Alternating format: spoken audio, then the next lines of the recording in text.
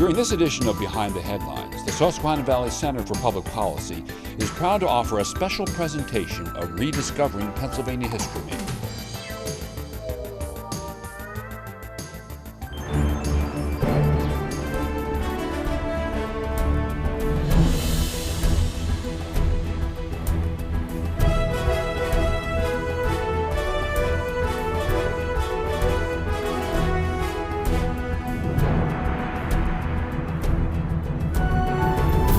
The recent Academy Award-winning movie, Lincoln, may have been intended to bring a fresh look at our 16th president, but what it also did was raise the awareness of one of Lincoln's chief allies in the struggle to end slavery, the congressman played by actor Tommy Lee Jones, a legislator named Thaddeus Stevens.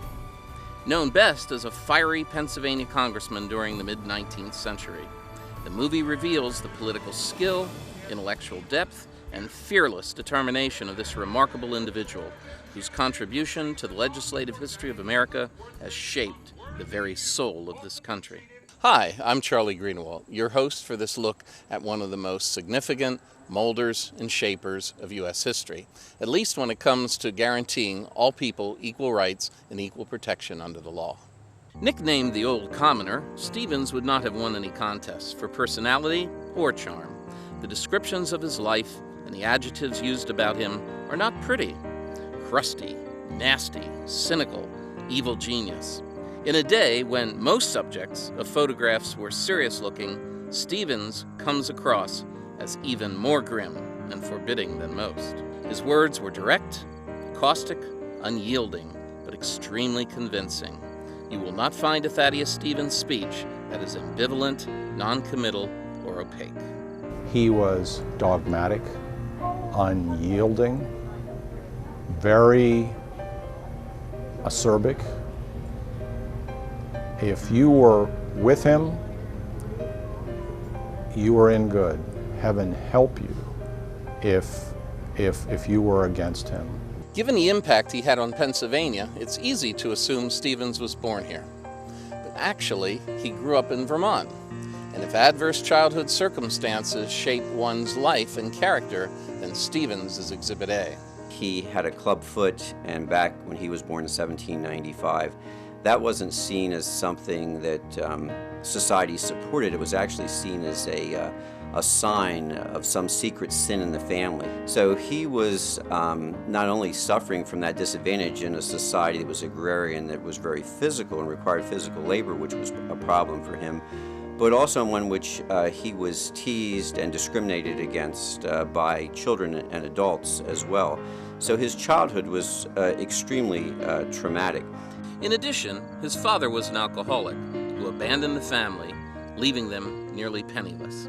The poverty and discrimination he experienced forged his commitment to providing opportunity to the downtrodden and excluded. It would be a long time before the term American Dream came into vogue.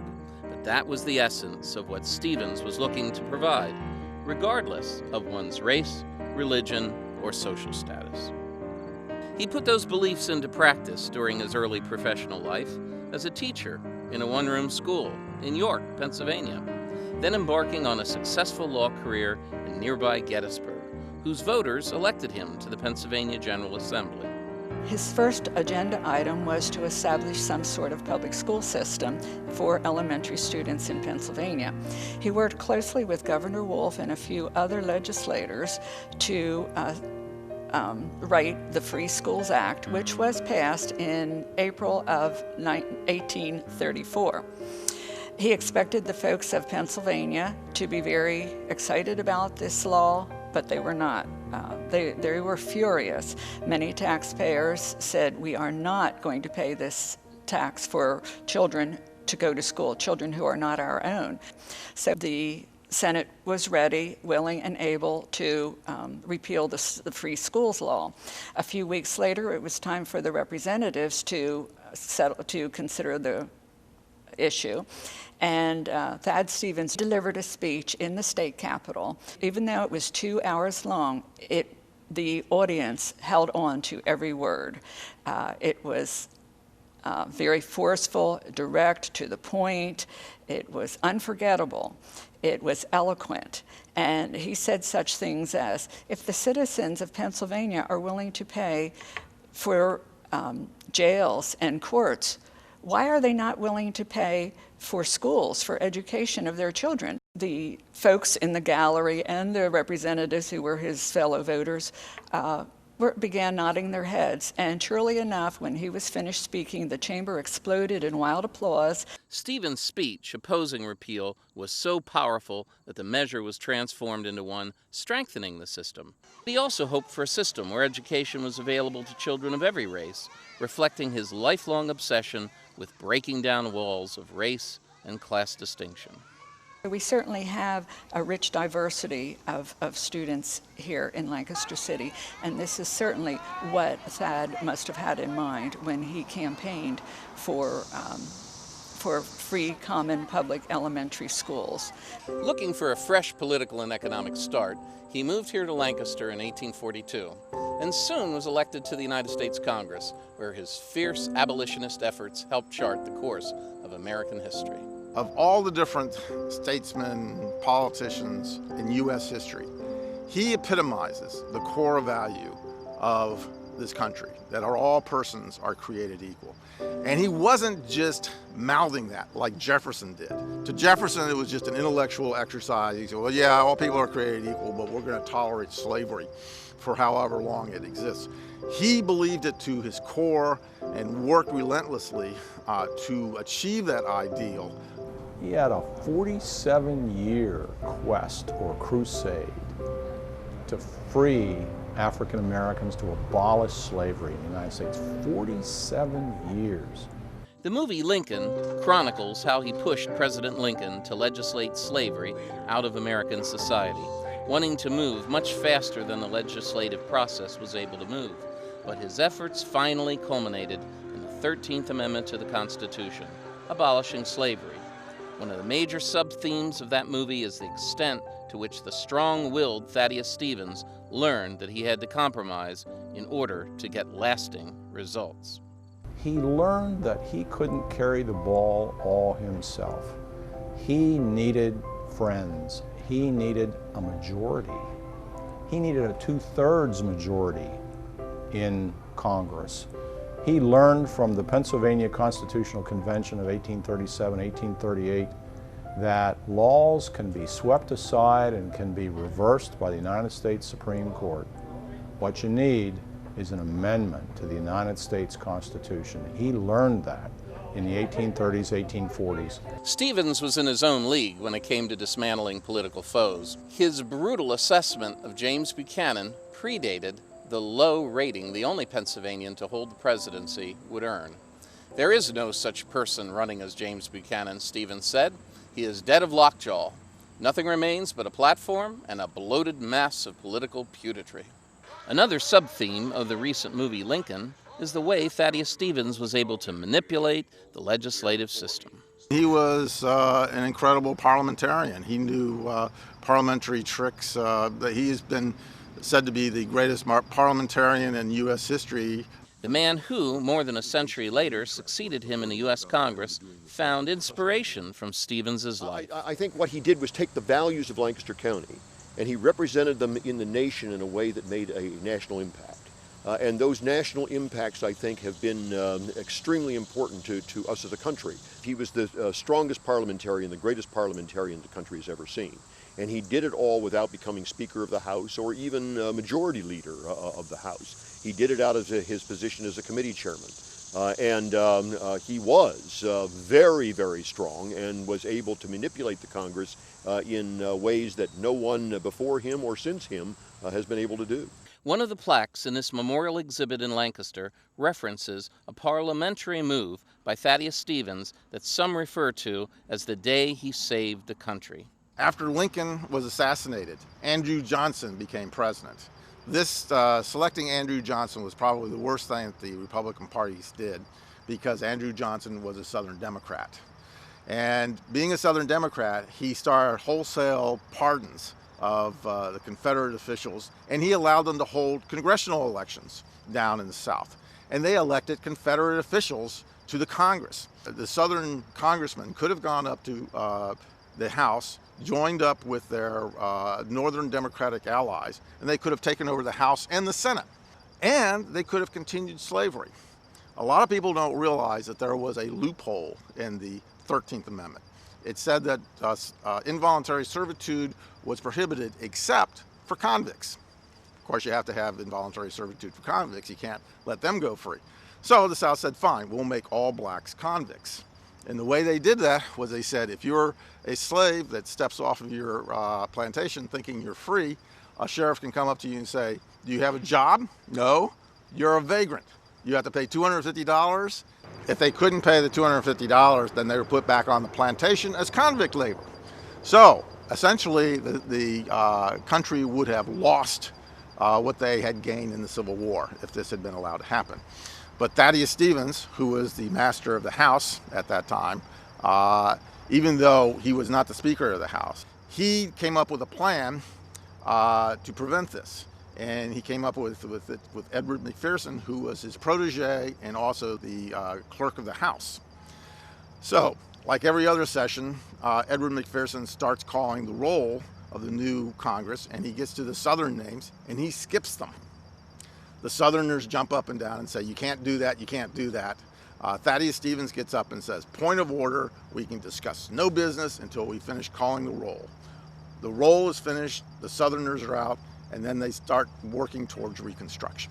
Stevens was hated by many in the South because of his uncompromising position that the South should pay dearly for the harm it caused the nation. He wanted to see the Southern states punished for what they had done, for their insurrection. The Civil War remains one of the most significant and controversial events in American history. Museums like this one in Harrisburg document the impact on American life. Yet the difficult times that the war brought upon the nation didn't end with the signing of surrender terms at Appomattox. After the war, the country was faced with the whole new question of how to restructure American society. And Thaddeus Stevens, no surprise there, was right in the middle of it.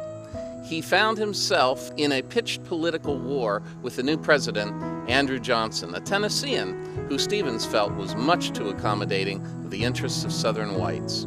A series of Johnson vetoes striking down laws designed to protect the rights of newly freed slaves compelled Stevens to propose what would become the 14th Amendment to the Constitution. His draft ended up being watered down, but he voted for it nonetheless, explaining that, I live among men, not among angels. The 14th Amendment is the greatest legacy that Thaddeus Stevens has left us. For the first time, it requires that all people are treated equally. Even though our republic was founded on the idea that all men are created equal, as Thomas Jefferson said, that was not law until the 14th Amendment was passed. The 14th Amendment also requires that there are certain privileges that Americans have which cannot be abridged by the states. That means that civil liberties are stretched to the state level. A lot of people don't realize that the Bill of Rights, freedom of press, freedom of religion, did not exist on the state level until the 14th Amendment. It's essentially changed the nature of the Constitution, from then on. The battle between President and Congress continued, escalating to the point where Stevens led a move to impeach Johnson. The House of Representatives voted for the articles of impeachment. Stevens was part of the prosecution team in the trial conducted by the Senate, but was too ill to actively participate. He attempted to deliver a summation of the case, but someone had to finish reading it. Stevens was appalled when Johnson was acquitted by a single vote. Another of Stevens' crusades was to allow free slaves and African Americans from the North to be able to fight for the Union Army during the Civil War. He was an early and vocal advocate for using black troops. In fact, in early 1862, he said there were basically two things that had to be done to win the war, and that was one, to free the slaves, and two, to put them in the army. Stevens cajoled the Congress into passing the Second Confiscation Act in July 1862, which authorized the president not only to issue the Emancipation Proclamation, but also to enroll the free slaves in the military. Lincoln signed the Emancipation Proclamation, but had to be browbeaten by Stevens into setting up what were called the colored troops. Unfortunately, Lincoln administration paid the new black soldiers half pay of white soldiers, and Thaddeus Stevens again had to come to the rescue in late 1864 and equalize the pay. So despite the unpopularity of the idea, even in the North, Thaddeus Stevens was able to convince Congress to set up and pay black soldiers to fight against the South. It is what won the war for the Union, because by the end of the war, we had 200,000 black soldiers in the Army, and Lincoln acknowledged that that's what gave the winning edge to the Union. Stevens's view of women was decades ahead of his time. He wanted to include in the 14th Amendment to the Constitution a provision giving women the right to vote, something that Congress thought was too radical. Instead, Congress, over the objection of Thaddeus Stevens, specified that only males could vote. In fact, he made a joke about it, saying how all the bachelor congressmen agreed with him, and it was only the married ones that wanted to put male into the Constitution. Stevens' attitude of acceptance of women was also reflected by his relationship with a widow named Lydia Hamilton Smith, a woman of color who started out as his housekeeper, but soon became his confidant, co-equal, and hostess. Darlene Colon performs a portrayal of Lydia in the Lancaster, Pennsylvania area. I initially started as his housekeeper, but he saw in me the desire to learn. And with his understanding that everybody should have the ability to learn and become independent, he taught me the ways of finance.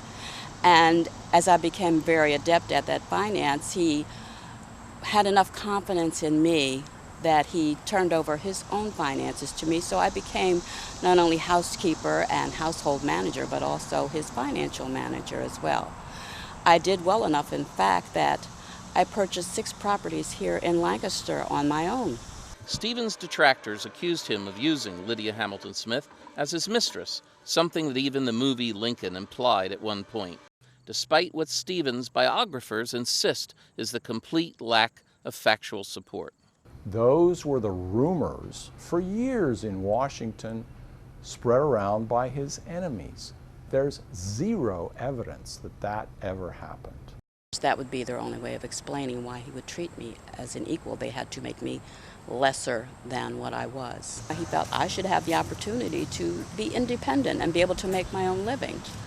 And you should not be stopped based just on whether or not you're a woman or a man, or whether you are black or white, or whatever your race or culture may be. Apart from politics, he experienced professional and business success. Roughly the middle third of his life was spent in Gettysburg. As an attorney, he showed the skills that would later be evident in Congress.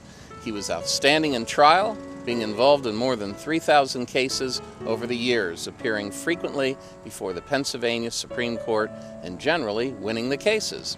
The properties he acquired numbered in the hundreds, the acres he owned numbered in the thousands.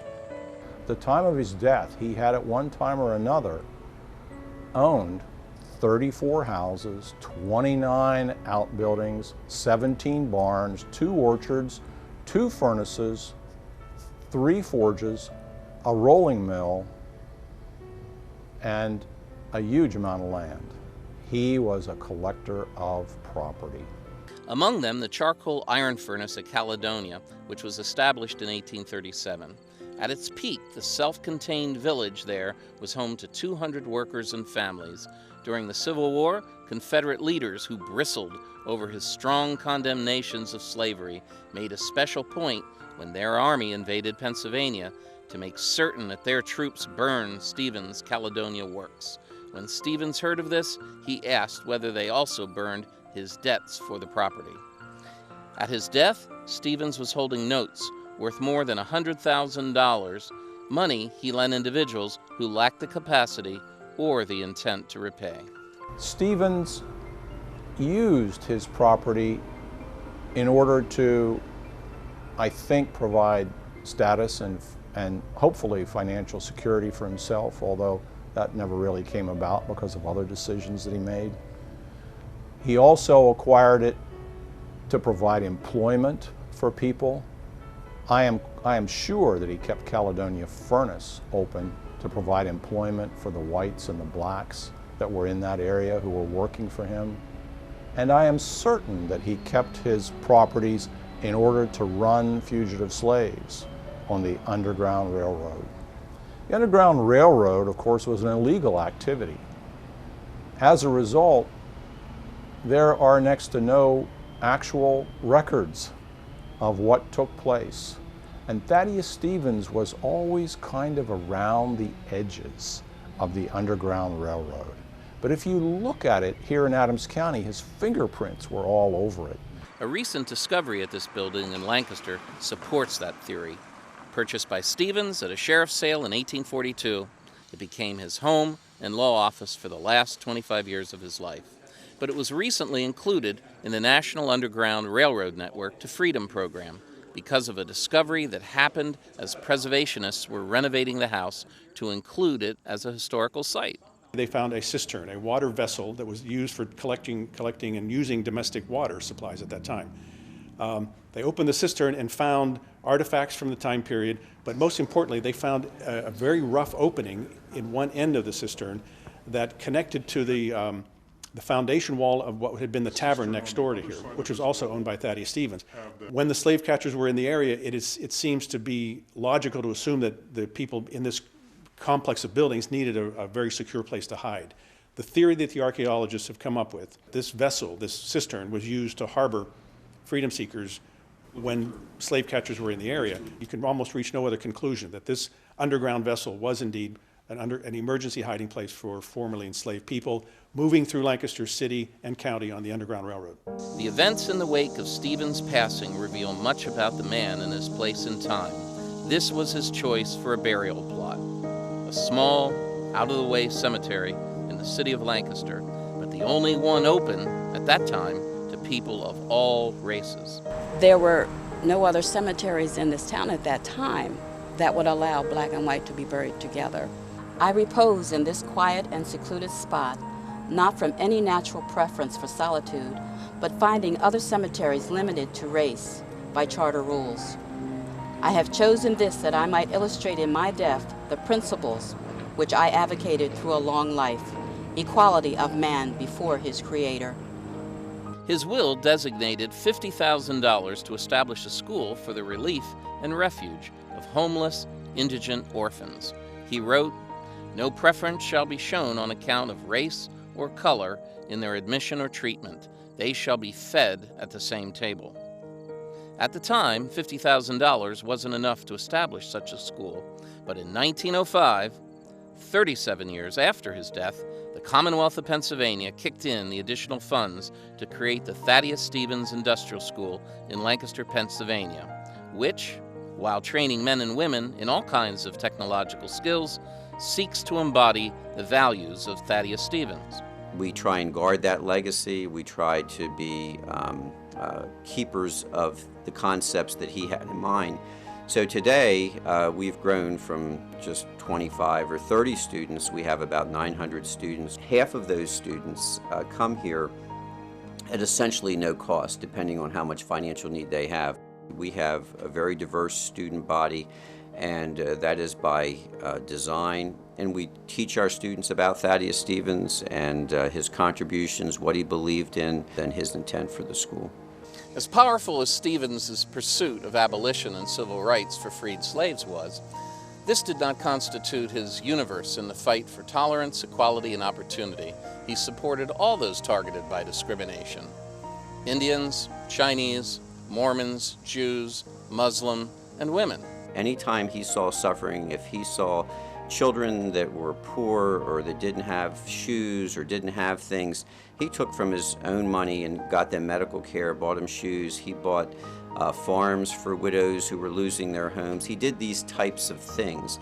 And in keeping with that was his philosophy. That's why he became such a strong abolitionist. He couldn't stand to see the injustice and the discrimination. Stevens acknowledged his own imperfection, and the record reflects an occasional brush with scandal and misjudgment. Yet when measured against his contemporaries, these missteps were relatively few and insignificant. Upon his death, Thaddeus Stevens' coffin lay in state in the Capitol Rotunda, only the third American afforded that honor at the time, including Abraham Lincoln. He was attended by a Black Union honor guard. 20,000 people attended his funeral in Lancaster, half of them free black men. The reputation of Thaddeus Stevens has certainly evolved over the years. Genuinely hated south of the Mason-Dixon line for his desire to punish the South for the Civil War and insisting on an end to their practice of human slavery, Stevens was vilified in the 1915 racist film Birth of a Nation, which sought to portray life in the United States after the Civil War. Thaddeus Stevens and Lydia Hamilton Smith were depicted as the evil connivers who were trying to bring vengeance on the South, and they were the central antagonist of this film. Virtually every stereotype, negative stereotype about black people were depicted in that film, and I believe they were emblazoned on the consciousness of the American population that black people are indolent and no good, and we should segregate, and all of those negative stereotypes.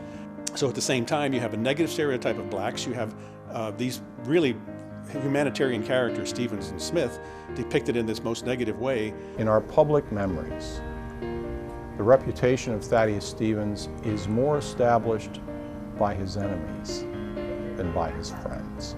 But now, as we move through the 21st century, with the benefit of seeing the impact of this man, what he stood for, and what he accomplished, we recognize that few men and women have their actions so closely match their words and their principles. The movie Lincoln, for the first time, portrayed Thaddeus Stevens as the kind of visionary politician that he really was. Stevens and the men who legislated with him in the 1860s brought about the greatest American legislative revolution in our nation after the Bill of Rights. Among the papers discovered when Thaddeus Stevens died were notes that he had prepared for the arguments on behalf of the 14th Amendment.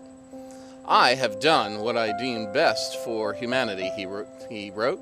"It is easy to protect the interests of the rich and the powerful, but it is a great labor to protect the interests of the poor and the downtrodden. Few have labored so diligently to such great ends as Thaddeus Stevens. Few who have made Pennsylvania home have had such a dramatic impact on the destiny of our Commonwealth and our nation. It is well for us to remember him." This is Charlie Greenewald. Thanks for watching and for rediscovering Thaddeus Stevens.